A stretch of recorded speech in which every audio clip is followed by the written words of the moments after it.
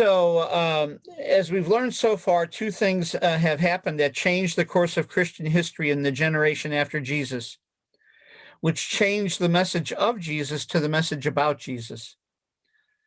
The end of the world did not arrive, and the message spread out into the greater Mediterranean, North Africa, and the Middle East.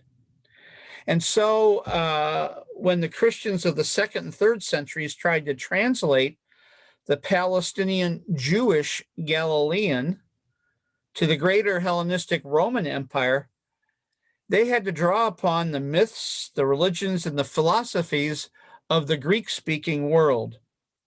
And the images that they drew upon were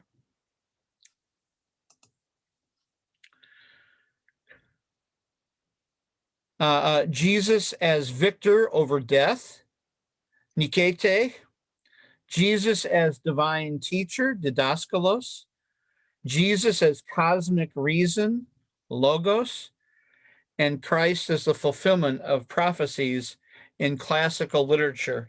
I'm going to skip over Mediterranean cosmology. I love talking about that, but I don't want to take the time to do that this morning.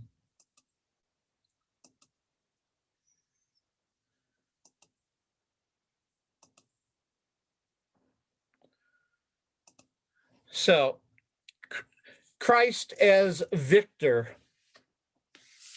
Given the periodic outbreak of persecutions in the first 3 centuries, the martyrs began to see in the crucifixion of Christ a hero, a savior, and most important, a victor. Especially given the political oppression by Rome, Christians used political and military metaphors that Jesus wasn't an executed criminal, but instead a victorious hero. A good example of this view is in the mid-200s, a 22-year-old African noblewoman, Perpetua, was arrested for her faith, and while imprisoned, she received a series of visions, one of which had her in the amphitheater as a gladiator, ready to do battle. But instead of lions, there comes, quote, a fearsome Egyptian of great height. To make a long story short, after a fierce fight, she defeats her opponent, places her foot on his head, and is led out of the arena through the gate of life, a hero, and given a laurel wreath of victory. By this, she knows that ultimately she'll be victorious and gain eternal life. Let me tell you a quick aside about Perpetua. We know about her from the journal she kept while in prison, the first known written document by a woman in Christian history, which has come to be known as the Passion of Saints Perpetua and Felicity. Felicity was Perpetua's slave who was executed too, and they've come to be known as the two patron saints for the LGBTQ community because of the description of the comfort they gave each other while in prison and the kiss they shared before they met their end in the amphitheater in Carthage. Perpetua, while she was in prison, was a nursing mother. Felicity, her slave, gave birth to a daughter while they were in prison. So this bonded them together.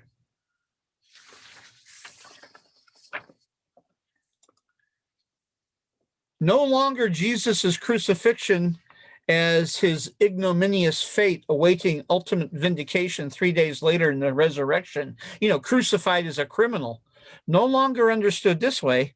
No, now his life, Gethsemane, his passion, his suffering, his cross, all were reinterpreted. Jesus now like an athlete in training for the Olympics. By the way, do you know what the original name for the Olympics was called? Olympikoi agonis, the agony of the Olympics. Jesus, like an athlete training for the Olympics, gaining strength, preparing himself for the moment of contest when the enemy would be engaged and ultimately defeated. Nikete, right? And he wins the laurel wreath, the crown of thorns. The trials, the temptations, the torture, each one was met and mastered. By submitting to death, Jesus conquered it. The cross was now a sign of victory, a sign that not only his death Christ conquered, but that all who died with him, for him, because of him, would conquer too. And not only a victor over death, but also over all the powers of the cosmos that hold human beings in bondage. These early Christians saw this as a powerful reversal, a comfort, a response to the persecution. The imprisoned, the tortured, the martyr now becomes the hero, the conqueror, the victor. Christus Victor, Christ as Nikete. And how did these early Christians in their communities celebrate Christ as victor? They followed Roman burial practices by celebrating a communal meal in the catacombs. Meals in the catacombs were already known in the Roman world. And not only meals in catacombs, but with consecrated bread and wine on the anniversary of the death of a loved one, of a hero. Christians kept this practice with annual celebrations of their martyrs' deaths, and even the great martyr hero, Jesus, by keeping all-night vigils in tombs. At their Eucharistic meal, they remembered the martyr's life as a reenactment of Christ's martyrdom, eventually collecting them in the lives of the martyrs. This was a Hellenistic image of Jesus. Jesus as didaskalos, divine teacher. How would the message of Jesus play for the Roman educated elite? Well, these elite, the Roman elite, learned to read and write, studying the epics of Homer. They had rigorous training in rhetoric, mathematics, and science in the philosophical schools. They believed they were capable of achieving moral perfection through a rigorous exercise of the mind. Moral perfection because of a rigorous exercise of the mind. They could discipline their baser passions. The mind was the higher virtue, the flesh were their baser passions. Christianity was originally ridiculed in Roman high society as so much superstition of the peasant class. So now, to reach the elite, Christian apologists had to create an image of Jesus as divine teacher.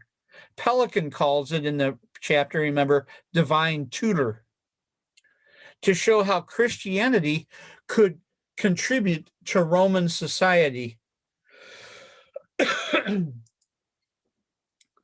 The second century Christian apologist Justin Martyr one-upped the Roman philosophers by saying that Christ preached an even higher morality than the Greek and Roman gods who still demanded ritual sacrifices. If only the emperor, Justin Martyr says, if only the emperor would understand, he would cease the persecutions of Christians and protect them, and they would help him to lead a moral revolution in his empire. It was because of Jesus' wisdom, this view said, the full actualization of his nous, N-O-U-S, his mind, that he could be called the Son of God. Remember, this is how he conquered his own flesh, his own baser passions, by cultivating the mind, reason. Origen and Clement of Alexandria, two other church fathers, called him didaskalos, divine teacher. And by the way, this is what Roman society already called their master teachers, one who not only imparted wisdom, but lived it, embodied it, and one who mediated it to his students. So students, a small group of students would follow their didaskalos around in society, not only learning the content from him, but learning just how to mediate it, how to live it, how to incarnate it in the world. Christ is didaskalos, who embodied this higher morality, the formation, the cultivation of the mind, until its perfection in the image of divine teacher. That's what these 2nd and 3rd century Christian apologists taught. Where within the early church was Christ encountered as didaskalos? Well, as new converts underwent catechetical instruction, 3 years of Christian apprenticeship. In the 2nd century, through mutual instruction and correction, but then by the 3rd century, through the authority of presbyters, Greek for priests, and episkopoi, Greek for bishops. So we've seen 2 different ways that 2nd and 3rd century Christian apologists, Christian teachers, the early fathers, tried to bring an understanding of Jesus, of Christ, into the Hellenistic world. The 3rd way,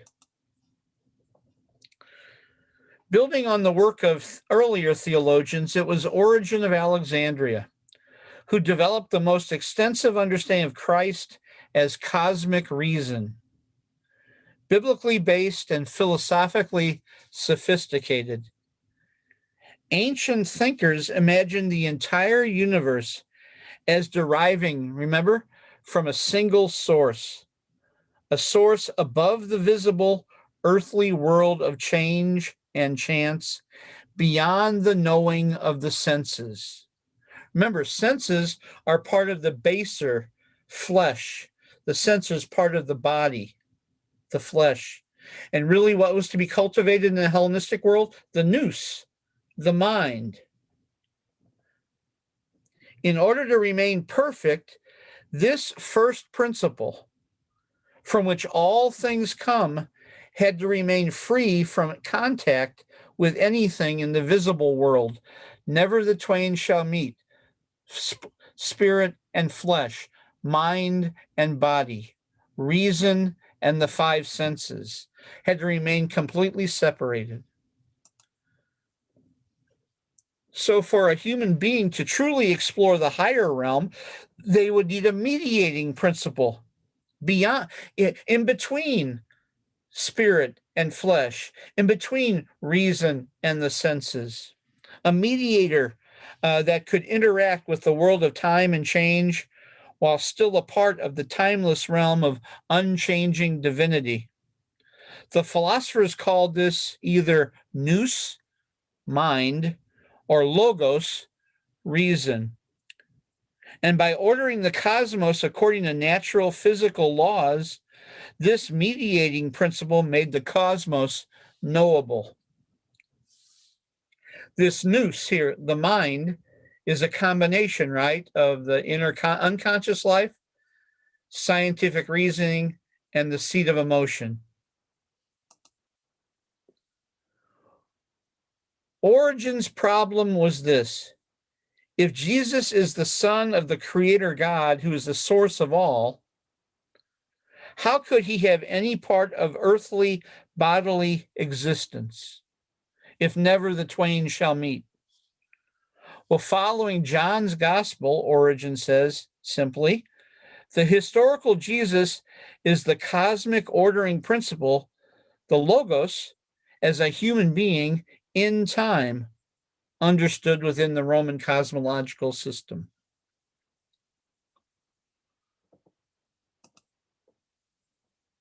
This means, and Origen is tough reading here. I mean, I read this back in the day, but here's Origen's point: that the whole world, known through physical sciences, is an expression of the order, the meaning, the purpose, and rationality of Christ, the Logos, who's embedded in the world as the cosmic ordering principle. That means that Christ as Logos is present in every created thing. Every created thing in the world itself operates according to certain laws, according to a certain structure, according to a certain order, which is called the Logos in Greek philosophy, which is called Christ in this sort of understanding and origin. Every human being is a function of the mind, of reason, which further means that as rational beings, whether they speak it or believe it or not, every creature, as they exercise their capacity for reason, can know the divine logos as an intrinsic part of the universe. By the way, this is the extension of the understanding in John 1. In the beginning was the word, the logos. And so it gets teased out when Christianity enters into the Hellenistic world. And finally, this means Christ is the fulfillment of classical prophecies. This means then that just as Christ was found in the Hebrew Bible by first century Jews, he could also now be found throughout Greek and Roman literature, classical literature.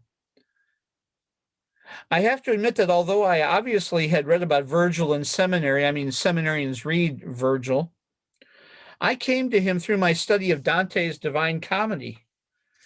He's author of the great national epic, the Aeneid, that follows its hero, Aeneas, on his return from the Trojan War to Italy. Aeneas is also, in Roman legend, right, the ancestor of Romulus and Remus, Rome's founders. I came to know him as Dante's guide, sent by Beatrice, to guide him through hell and purgatory in the Divine Comedy. We'll talk about him later on this semester. For our purposes here, Pelican refers to Virgil's famous eclogue, Eclogue 4, also called the Bucolics, prophesying a golden age inaugurated by the birth of a boy, perhaps the newborn son of Mark Antony and Octavia. By the way, isn't that interesting? The early Jewish Christians looked back into the prophet Isaiah, and they read back in the prophet Isaiah the birth of a boy, right? Isaiah 9, a birth of a boy at that time as the birth of Jesus prophesied and foretold. Well, Virgil, the second and third century Christians look back into the Roman epics and read into the birth of a boy, a prophesying of the birth of Jesus. So almost 400 years after Virgil, this is what Emperor Constantine writes.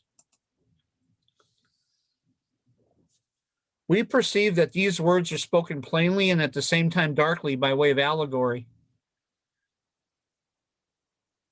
For he was acquainted, as I believe, with that blessed mystery which gave to our Lord the name Savior, but that he might avoid the severity of cruel men, he draw the thoughts of his hearers to objects which they were familiar. So he speaks in allegory. That's why Virgil doesn't come right out and just say Christ will be born, but he speaks in allegory. And what is it? Well, here's why Virgil's Eclogue 4 has been called the Messianic Eclogue. And this is what the second and third century Christians saw as prophesying the coming of Jesus. Again, they're reading back into Roman and Greek literature, right? Their understanding of Christ as the fulfillment of prophecy. At the boy's birth, the iron shall cease, the golden race arise. Free the earth from never ceasing fear, the life of the gods. Heroes with gods commingling, reign o'er a world of peace. The serpent too shall die. You see how these second and third century Christians would look back. They're hunting for Christ everywhere now. If Christ is the light to the Gentiles, they're looking for prophecies everywhere. And this is one of the places they found them. And not only in Virgil, but the Sibyls too. You remember these from the Sistine Chapel, right? Sibyl, right, comes from the word Sibylla, which means prophetess.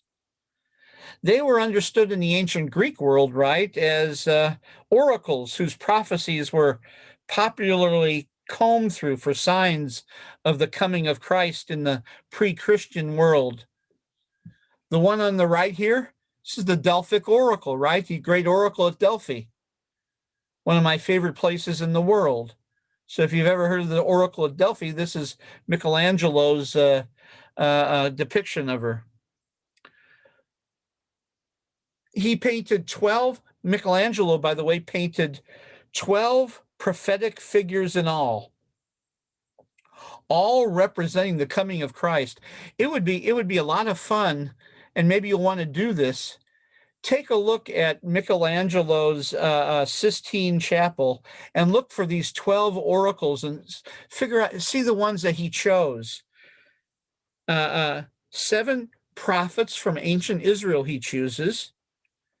So from the Jewish Bible, from the Hebrew scriptures, and the other 5 were sibyls from the classical world. So Michelangelo already ties together the Jewish and Hellenistic worlds as prophesying the coming of Christ. See how we're all kind of descendants of that kind of worldview? Of course, like I said, the most famous of the sibyls was the Oracle of Delphi. But for our purposes here, the 8th century BCE Sibyl of Erythrae is important. And by the way, this is who Pelican refers to at the end of his chapter. Lactantius gives her name as Hierophile. St. Augustine mentions her in his The City of God. What Pelican does, and by the way, what Constantine does and Lactantius does, they then cite the Sibyl's verses, the Sibyl of Erythrae, in the form of an acrostic. And I've got that in the next 2 slides. And take a look. So an acrostic, right? The first letter of every line. Over here, this is what Constantine says about it. The Erythraean Sibyl, who assures us that she lived in the 6th generation after the flood, was a priestess of Apollo, who wore the sacred fillet in imitation of the god she served, who guarded the tripod encompassed with the serpent's folds, meaning wisdom, right? She embodied wisdom. And returned prophetic answers to those who approached her shrine. On one occasion, having rushed into the sanctuary of her vain superstition, she became filled with inspiration from above and declared in prophetic verses the future purposes of God. And so here is what the Sibyl of Erythrae says. And I'll give you some time to read each line, but notice the first letters in Greek.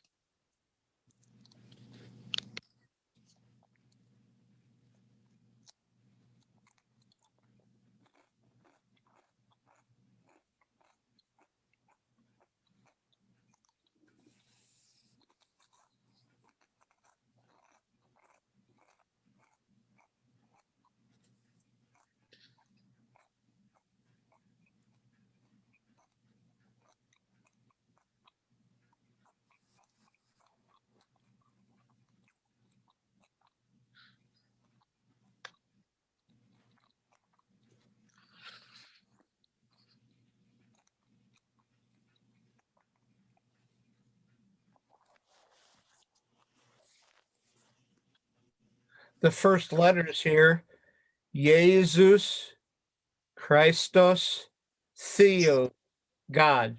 Jesus Christ, God. Let's see the rest.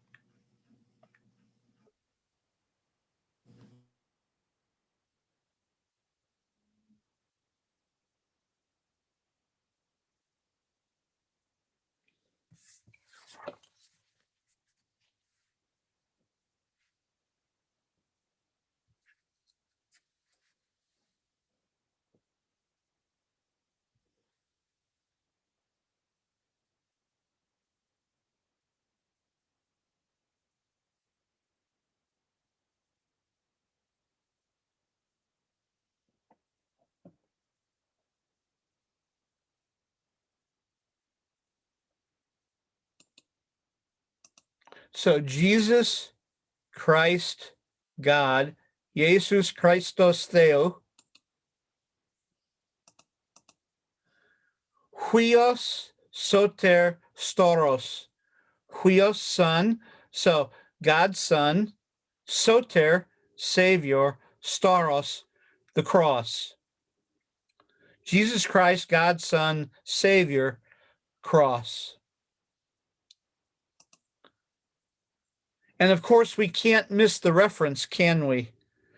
Here to ichthus, the sign of the fish used by the early Christian community under persecution as a secret code to identify each other. Ichthus, Jesus Christ, God's Son, Savior, right? Jesus Christus Theos Huios Soter. And by the way, those of you who traveled with me recently to Turkey know this bottom sign as from the streets in Ephesus.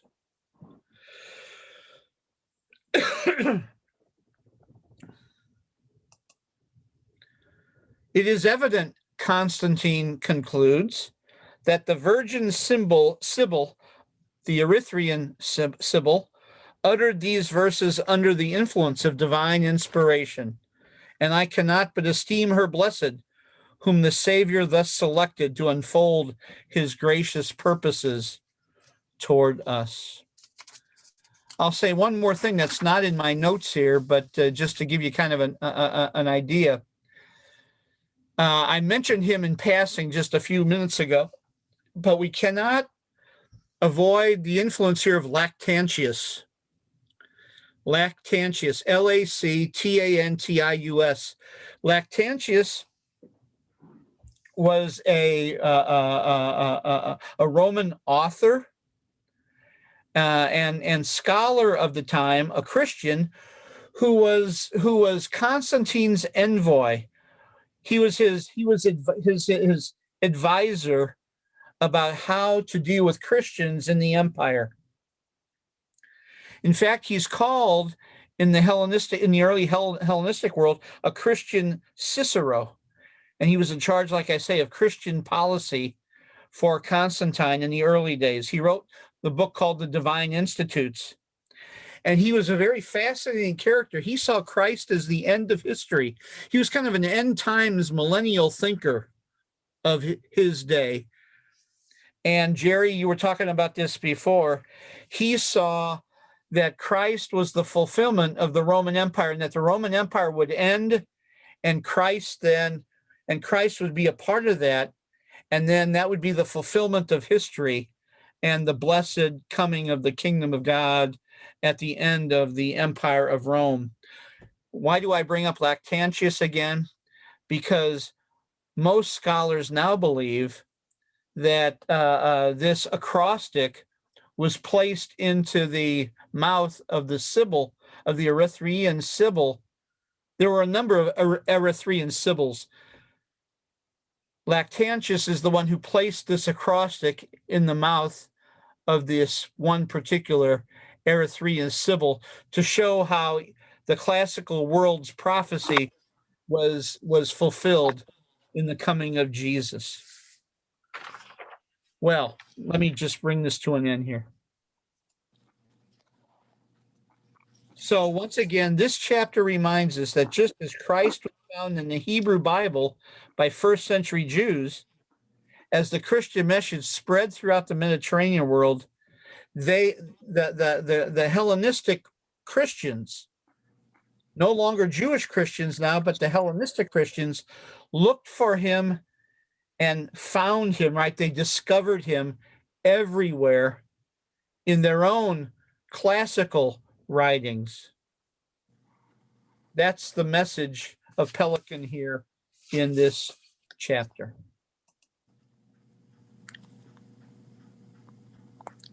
So I hope this teased out a little bit more for you some of the things that Pelican was talking about. Very, very fascinating stuff.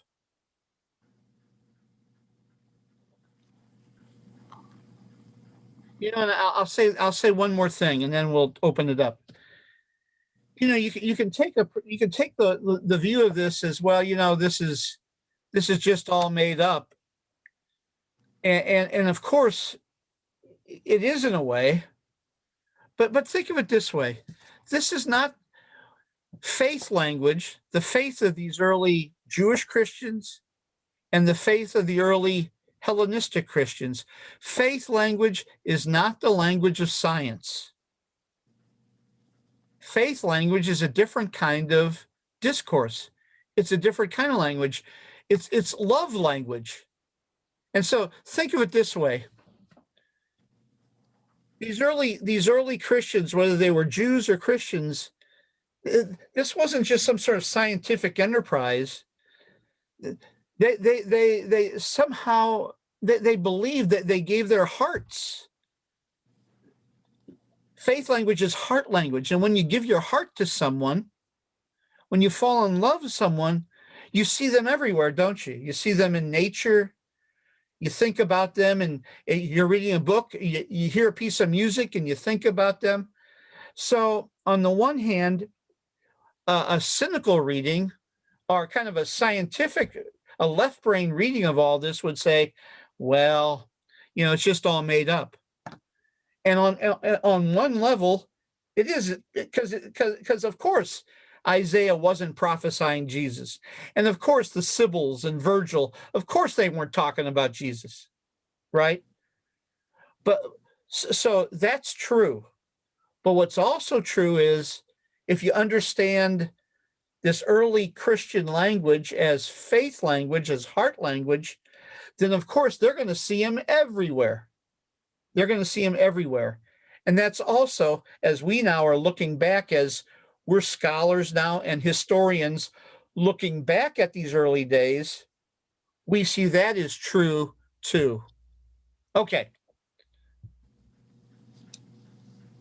Where would you like to jump in? Either what I had to say or in the chapter itself.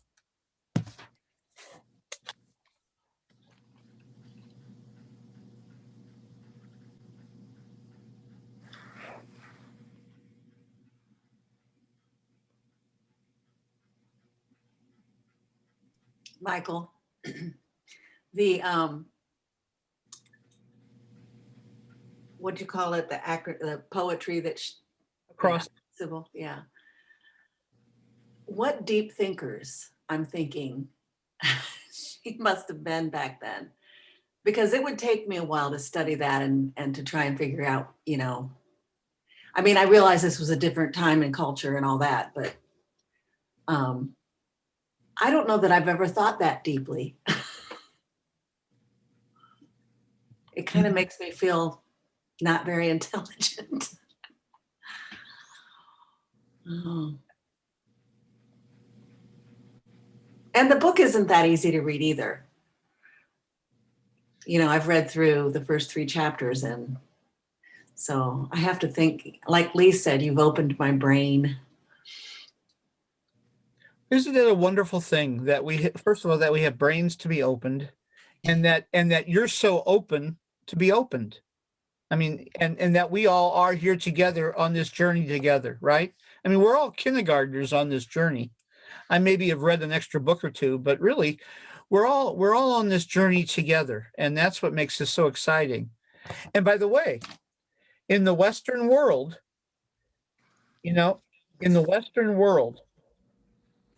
and I'm talking about not just the Christian world, but the Enlightenment world, even Unitarian Universalists, right? I mean, and I see Jerry here, and humanists. I mean, this is all part of our history. We are colored by this in the West. Our psychological worldview. This I didn't talk about Mediterranean cosmology, but this distinction between nous, mind, and flow. And the one thing out of the Mediterranean cosmology that I will point out is that, where is that located in human beings? In our minds. The one place, according to this Hellenistic worldview, I mean, they were so anti-flesh. And we read that back into Paul now. we read that back into Paul through this Western psychological Hellenistic worldview. But the one place that we're connected to the divine or to the other world, or to, that's the highest virtue, is reason. How come? How is it that how that we prioritize reason over experience? Right. This is Karen Armstrong's question: logos over mythos, when both should have equal priority in helping us to understand what's true. Thank you, Mary, for your comment. Yep.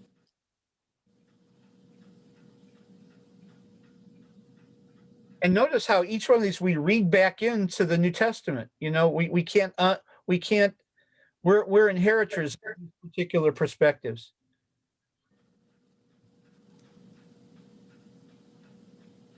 I'm thinking of some Quentin, you would be able to, you were in high school for years and years, and you talked to me about having these excuse me, having these evangelical you were in a public school, but you had these evangelical Christian types come in for your assemblies. And I don't know this for a fact, but I know that this has happened here in Fort Wayne years ago. They had these like athletes come in, or these weightlifters or karate people, who got all their strength through Jesus, and it comes right from this idea of Christus Victor, right? I mean, Christ as the athlete who overcomes. I mean, Christ as triumphal power. I mean, it comes from this kind of Christ as an Olympic athlete in training. I mean, it's all there. Not that, I guess my position was to try to Minimize. prevent these people from coming in. We had fundamentalist evangelicals, even president of the board, that would orchestrate these things, and it was very difficult to deal with. And there were some groups that would come in and they would say, "We're going to give you this free musical program." They use music, rock music and that sort of thing. And what it turned out to be, of course, and I knew this, was that it was to promote, if you enjoyed this, come later after school, and then you got the full thing. So we got things like that. Yeah. And it was, just, of course, we talked about separation of church and state and things like this. So, but since I'm talking, I guess, a little bit here, I just want to, what I've gained from this, I think Michael summarized with his last statement here about separating faith language from scientific language, because I default, of course, to the scientific. And you have sensitized me to that, because when I'm reading Pelican, I'm immediately thinking in terms, and you said that very clearly, that of course not, these prophecies did not mean Christ, and scientifically they just didn't fit. And that's what I was thinking, and that these were, but what you've done for me is Michael, is you've allowed me to look at it as a faith statement, and that softened me quite a bit, and a heart language and a love language, and and you probably stopped me from going on my usual rant that goes in here, but I've been aware of this all the time, and it's becoming clearer to me, and I think this has helped a lot. And I guess one interesting comment, and if I could wed the scientific thing, is and the faith language, is when you talked about Christ being, the cosmic reasoning, Christ is in everything, and that Christ followed a formula. I mean, Christ being there meant that there was a strict formula of life. Am I saying that correctly? You mentioned that. And I immediately thought of modern cosmology, modern science. That's exactly what has happened. That there are certain, we call now, rules of nature, constants. I mean, I've said this before, but it's the same thing. And Hawking said, if there is a God, it's the rules of nature, or Hawking, I mean. you know, the constants, you know, the Planck constant and the Boltzmann constant, or even more familiar, the constants of gravity and all of these things, you know. So I that kind of wedded these two together for me, you know. And I always try to say I'm a, a soft atheist, you know, and that kind of fits in that. And then I'll just finish with one thing. There's an old saying: "There's nothing new since the Greeks," and you know, you can certainly interpret this that way, you know, which is just real central to it. So I think everybody thanks you for saving the rest of the group from me going on a rant about the interpretation of what Pelican said today. But I appreciate what Pelican said too, you know, that it puts in a perspective for me too. And I think it would be, you know, somewhat, it's just a great perspective. So, and I'll punch my mute here. Thanks, Quentin. Yeah, Pelican, you know, is a historian. So what he's doing, he's looking back and saying, well, how do these people, how was it?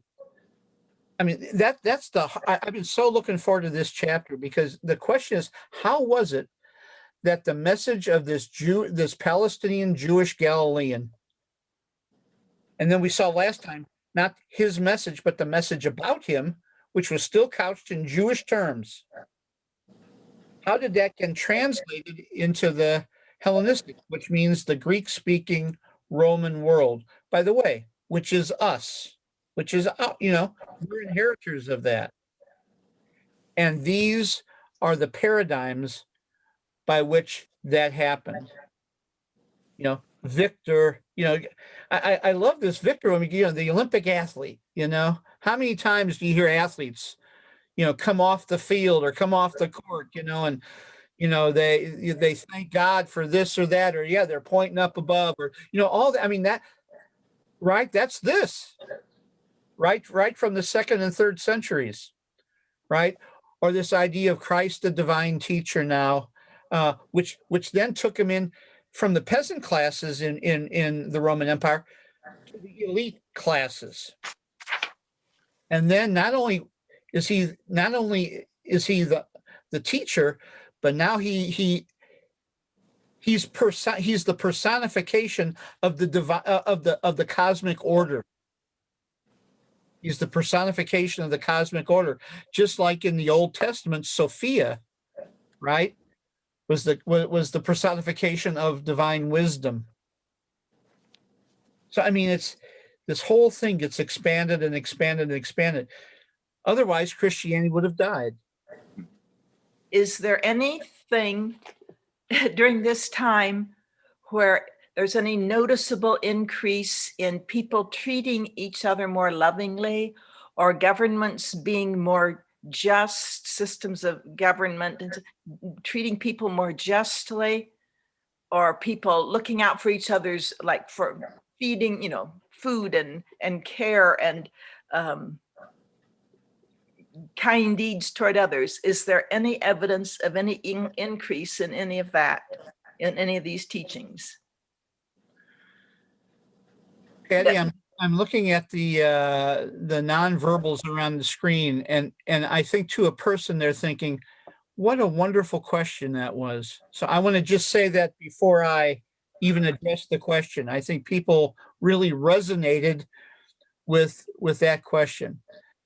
The response is yes, and sometimes, and no. In other words, if you're looking at the whole of the society, you know, the whole Roman society, there were pockets, but there were certainly elites in Rome, right? I mean, there were certainly the haves and those who weren't, and of course the whole slave economy in Rome. This was also during the time of the persecutions. So you have Perpetua here, right? And Felicity and others who were persecuted and thrown to the lions, you know? Within the Christian community, when the Christian community was beleaguered and oppressed and a minority, they cared for one another, and they cared for the poor in their community and those on the margins within their community and in the larger society. That's why in the Hellenistic world, it was viewed as part of the peasant society, and that's why you needed to have some sort of translation for the Roman elites. So within this small minority beleaguered Christian community, virtually all the evidence is that there was this sort of community of care. What happens when it becomes part of the, for lack of a better term, empire? A different story. Thank you. And I think you suspected that, right? I mean, I think Yeah. I couldn't recall any great movements, but I thought maybe I was not well enough read in all those different areas. there were minority movements within the Roman world, right? I mean, there were little societies within the Hellenistic world, pockets of what we would call social service or social justice, or there were certain great, Roman saints, not Roman Christian, but Roman, but the society as a whole, right, was slave-based, slave economy, persecuting of Christians and others. Thank you. Thank you, Patty. Excellent question.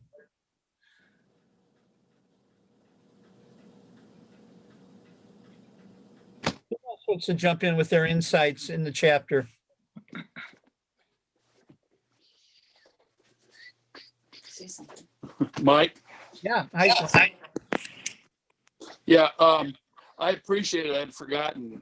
I appreciated when you mentioned about faith language. I want to say too that love language was because I learned that, I grabbed it off my bookshelf. Marcus Borg talked about all the different Greek or Latin words for faith, and he says here, credo, we think it means I believe, but he says it actually means I gave my heart to. So he has a whole, that's the first time I ever heard that, and so I liked, I remember when I first read this from him, it meant a great deal to me. So I'm glad you brought that up and reminded me. The other thing I thought for me was fascinating was on page 41 here in Pelican's book. At the top, he says something about the key to the interpretation was Jesus as the Son of God. For Plato had said in the Timaeus that it was possible to understand God only on the basis of the descendants of God. And Jesus had said the same, no one knows the Father except the Son. And this is another concept that made a big deal to me a few years ago. Brian McLaren says that he was told that the Quaker scholar Elton Trueblood said that the radical thing is not to say that Jesus was God. He says it's far more radical to say that God is like Jesus.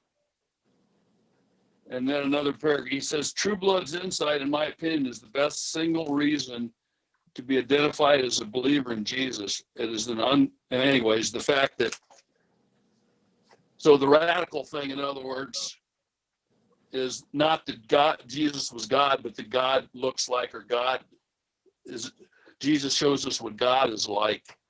And it reminded me of your, I've got it on my phone, but your quote about what you say when somebody asks you, was Jesus God? I think your answer is, like if some student asked you that, did you think Jesus was God? Didn't you say that he was so completely, fully human that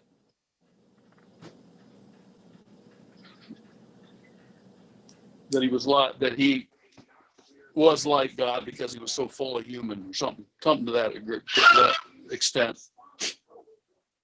Yeah. Well, that's important, Ron. These early Christians, I mean, we could, if we were talking about Islam, or if we were talking about, Confucius, or if we were talking about Moses, or we could say something similar. But since we're talking about Jesus here, we'll stick with that. These people saw. I mean, what does it take to follow someone so closely that you'll follow him or her to your death? And by the way, this is so we we've seen this most recently on January the 6th, by the way. Not that they I was follow, going to say that. not that they Yeah, follow. I was going to say that bothers me a little bit. Yeah, following some charismatic leader like that. Yeah. It raises the question, right? I mean, we will think about it in terms of martyrs in the Islamic world, but we also have martyrs in the early Christian world. So it really leads us now to this study, this psychological study of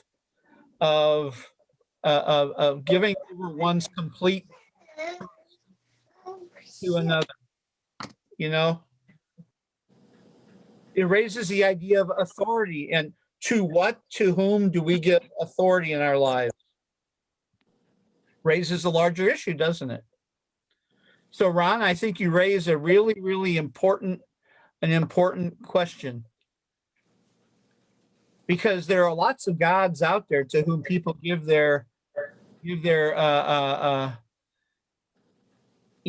allegiance. How do you discern among the gods? Capital G and small g and all the rest, right? I mean, how do you discern among the gods? I'm not talking about just between, Baal and Marduk and Allah and the God of Jesus. I'm talking about lots of different gods. Could be the capitalist God, right? It could be all kinds of gods. How do you discern among the gods that we give our allegiance to? Well, wasn't it in chapter 1 here? It talked about the good, the true, the beautiful. That was the touchstone for the Greek world. Yep. And by the way, we might say, well, it's Jesus. But what we're learning from this book is there's all kinds of different interpretations of Jesus is. There's the Jerry Falwell Jesus, right?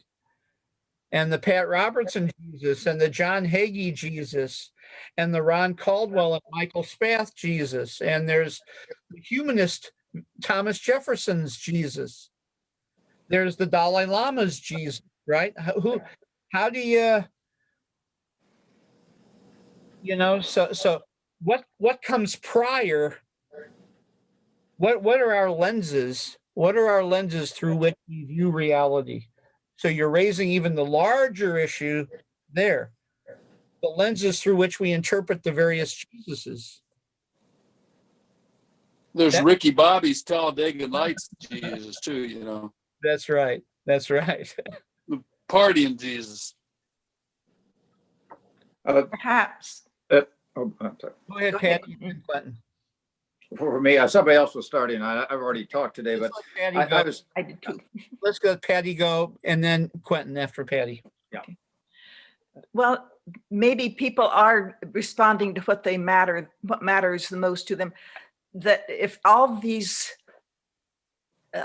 deifications in all different ways, of Jesus, every aspect, all the kind of things they attribute to Jesus are distractions to allow them to continue in their own way, just saying Jesus is a big part of whatever they want to believe in, and totally ignore looking after others, totally ignore what Jesus would have had them do, just simply using Jesus to foster their own agendas, their own philosophies.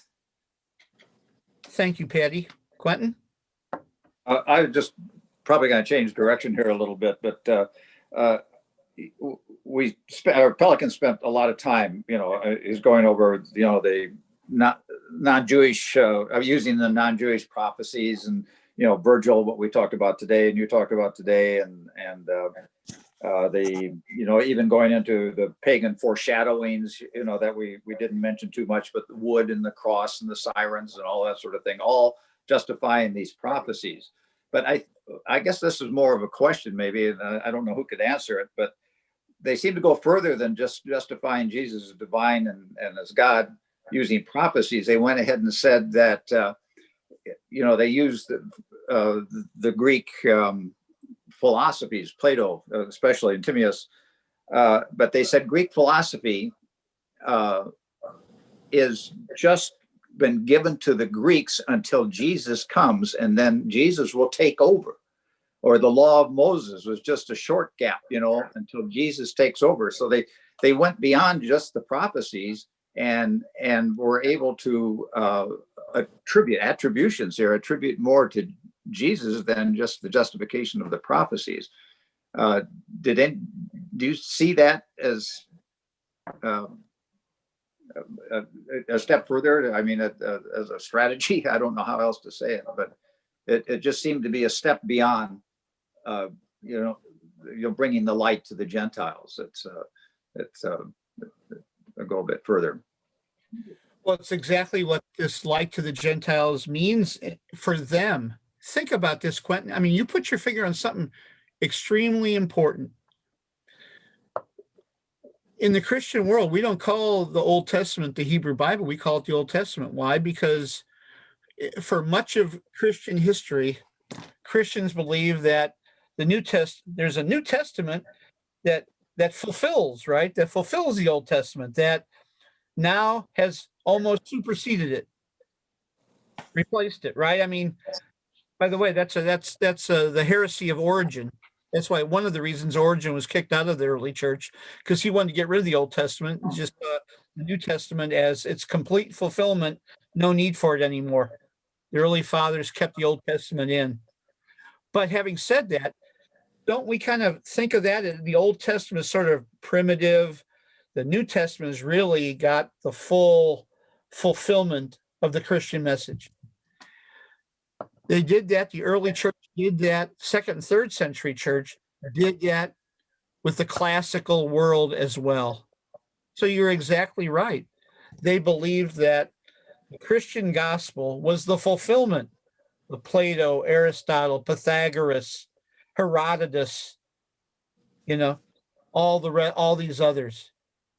And they did that by translating Christ into all these Hellenistic images, translating the message of the Gospels so that now it fulfilled all these. So now we don't need these anymore. And that's why, by the way, I mean, this is a centuries-long process, but what does the Renaissance do? The Renaissance, right? I mean, there's a lot of different, there's book burnings and all the rest. But what happens? The Renaissance is really the rebirth of the appreciation of the classical world. That's what Renaissance means, right? Renaissance. And you know this, Quentin. I mean, it's the rebirth of the appreciation of the classics, because they had fallen off into disuse, especially in the Christian West. So they were kind of rediscovered again, but for their own meaning and for their own purposes, right? As valid interpretations of life and wisdom in and of themselves, not as some sort of precursor to the Christian worldview. Matt, go ahead. Thanks. That Exactly right. last part made me think about, when I think about the Renaissance, I think about the art which celebrates the physical form, and what was lost during medieval times was going back to placing, what I'm struggling with this morning, and the insight from this chapter is taking a Greek world of just logos or reason and rationality, and taking that onto the First Testament which is a tribal history, in my understanding, that celebrates fecundity, birth, life and regeneration, and a tribal history of survival that isn't just on reason, but is to the risks, I mean, going back to Abraham and Isaac and the sacrifice and trying to come to terms with a world of uncertainties. And I keep wondering, your comment about going back and reading Paul through a Greek style lens. Have we completely misunderstood the world in which Paul wrote, or Matthew, Mark, and Luke wrote, because we've put the Greek and Roman lens on it from what they were trying to say, and who Jesus understood himself to be? With, I mean, I think the layers of, the Immaculate Conception and the Virgin, I mean, taking away sexuality out of all of it and putting it onto logos and making it this sterilized view of human existence. So I have no answers, but my mind is just going everywhere right now. There's a slim little book. It's called it's really a narrow little thing, and it's made up of about 5 or 6, if I remember correctly, God, it's been so long, essays by the great New Testament scholar, Lutheran, Christopher Stendhal. And it's called Paul Among the Jews and Gentiles. And one of his little essays is at the very end, he says, for us in the Western Church, we view Paul through contemporary, our psychological worldviews, not our theological, our psychologies are based upon, and this is Freud and Jung and all the rest, are based upon Lutheran Calvin's views of Augustine's views of Paul. And so how do you unravel all that and read Paul without, I mean, Paul has issues, but I get a little bristly when I hear people criticize Paul, because he was a feminist, he was ecumenical. Paul was this genius thinker who really translated the Christian Jesus message in his missionary travels to the Hellenistic world. But he's got all these accretions that have come to him from later generations and from the pseudo-Pauline letters, And so if somehow you could do an archaeological dig back through Lutheran Calvin, back through St. Augustine into the historical Paul, you'd find a different Paul than most of us are aware of. If that picks up on anything what you were saying. But forget theology now and religion, our psychology, flesh and spirit, earth and heaven, those different worlds of reason and faith. Our psychological worldview has been colored by false interpretations of Paul, but accretions over 2,000 years. None of those people who wrote and spoke all these philosophies that we're running in here enjoyed freedom of religion and freedom of speech. The ones who exercise freedom of religion and freedom of speech are, many of them are what we call the Christian martyrs. That if you didn't want to become one of them, you had to say other things and write other things.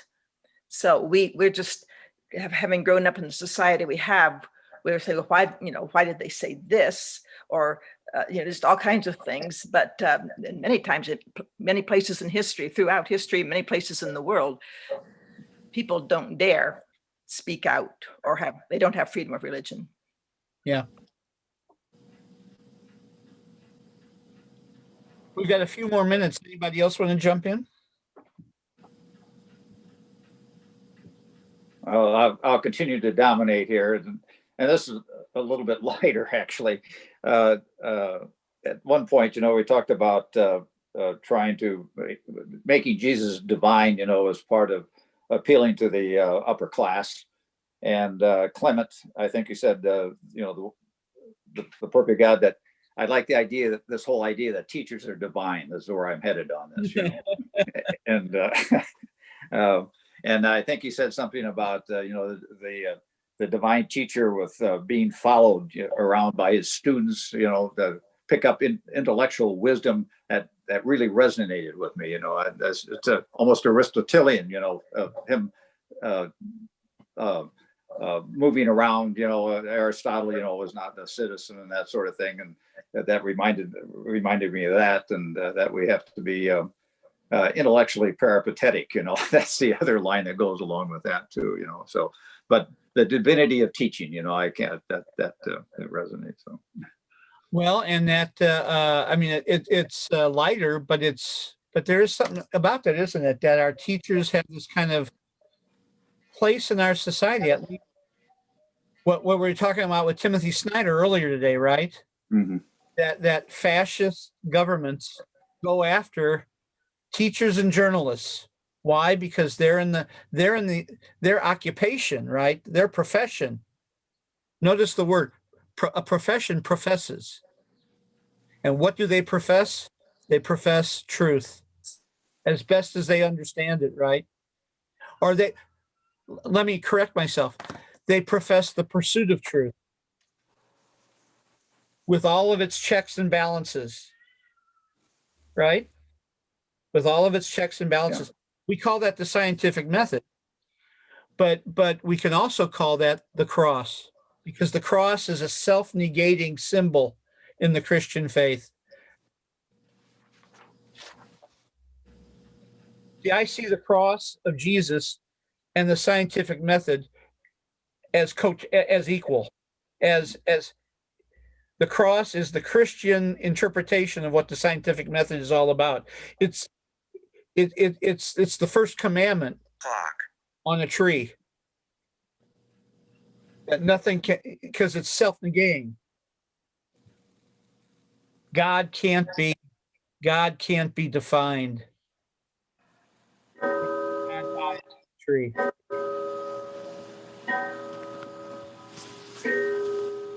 What is that old country song? With that old country song that's got the refrain, "It's God they ought to crucify instead of you and me. I said to the carpenter hanging on a tree." It's self-negating. It's the scientific method, checks and balances. There's always a greater truth to discover. The postmodern take on the cross, right? Postmodern Christian take. I'll say one last thing about this idea of logos, the divine logos. Francis Collins, scientist who was part of the unraveling the code of the DNA, the head of the National Institute for Health, committed Christian, but he sees he interprets his Christian faith as God underlying, the kind of the cosmic logos which underlies the unraveling of the DNA code.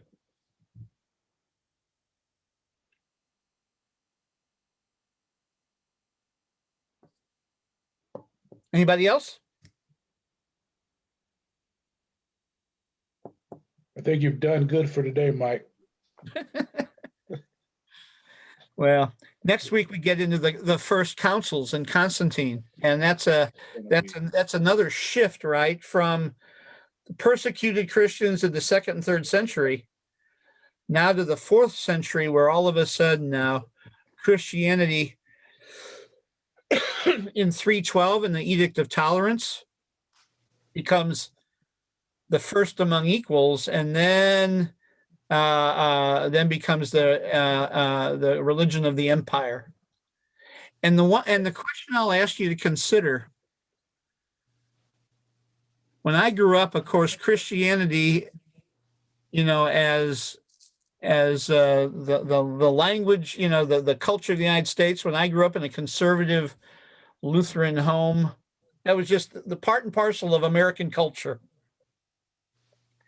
then as I embraced liberation theology, there was a real criticism of empire.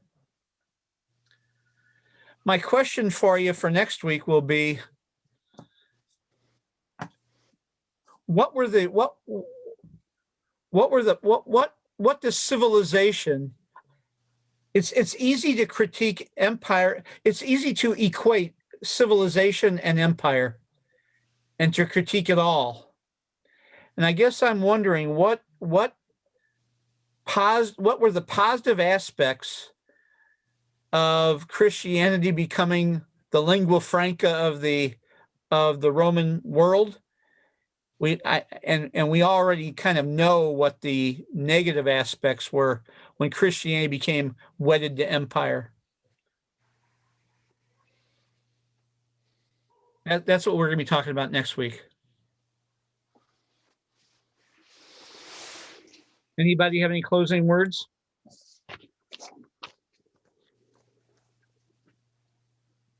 I really appreciate you all being on here with me. I'm having fun. I hope you are too. We appreciate you. Well, I'm hoping that it's meaningful and that you're getting something out of what we're doing together.